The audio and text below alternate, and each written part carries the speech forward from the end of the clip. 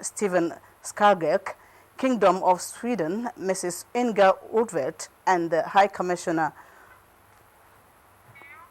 of Canada, Mr. Christopher Tonley, at separate meetings.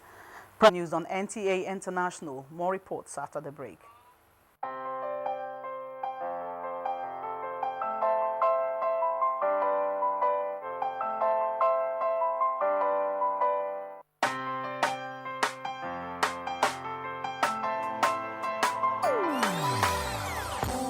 Hear the call of change. Stand up, Nigeria. Change is here and it's going to stay. Change begins with you. Oh yeah, make we go. Go to so let the change begin from within. Look at you, Ogerula. Change begins with you and me. Change begins with me. Change begins with me. Change begins with me. This message is brought to you by the Federal Ministry of Information and Culture. Thank you for staying with us. African countries have been charged to ratify the UN Convention on Contracts for the International Carriage of Goods by Sea, known as the Rotterdam Rules. At the opening of our two-day validation colloquium in Abuja, members from 7 African countries said the rules would provide the legal framework for commercial players to decide what innovations to adopt. Olayinka. Suffer loss or damage will have more compensation from this regime than any other convention that is operational now. The two-day event had members from Benin Republic, Cameroon, Congo, Brazzaville. Others are Ghana, Senegal, Togo, and the Democratic Republic of Congo. A communique is expected at the end of the event. Oyinaya Kalu Oka, NTA News. The federal government is investing massively in culture and tourism sector for the economic advancement of the country. The Minister of Information and Culture, Lai Mohammed, represented, said this at the opening of the 29th Festival of Arts and Culture, NAFEST 2016 in Uyo, Akwa Ibom State. Ilyasu Ali Yakubu reports. It was a display of cultural heritage as contingent from the 36 states of the Federation, including FCT, marched past showcasing their rich cultural potentials.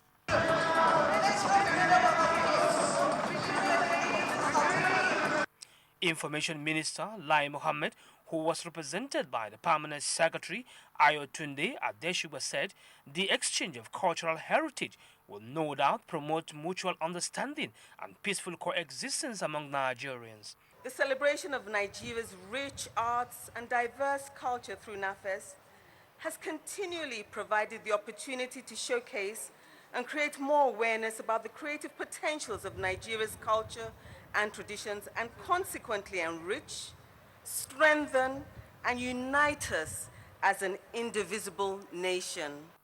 Director General, National Council for Art and Culture, Dayo Keshi, by his Chief of Staff, Mohammed Musa Dan Azumi, commended the Road Safety Officers' Wives Association for putting up the project. For an association like this to build such an evidence well-equipped, we are going to see how we can partner with it. National President of Rusowa, Bolanle Oyeyemi, says it is the association's way to support access to effective healthcare in Kuchikau community. It's to support her husband because the nature of their job, then to support the community as well. It's a service to humanity. This facility is going to benefit the communities in this area, Kuchikau community. And we are also going to work with the Federal Ministry of Health because this qualifies for a primary health center to ensure that this is fitted into the program of the federal government for the health services of the community. The chief of Kuchikau said the establishment of the health center will bring relief to his people who usually travel far to access health care. The Road Safety Officers' Wives Association revealed it has planned to carry this project to other communities across the country. In Abuja, Hakimat Aliu, NTA News. Let's now have reports from other parts of the globe with Obiageli Ugoke.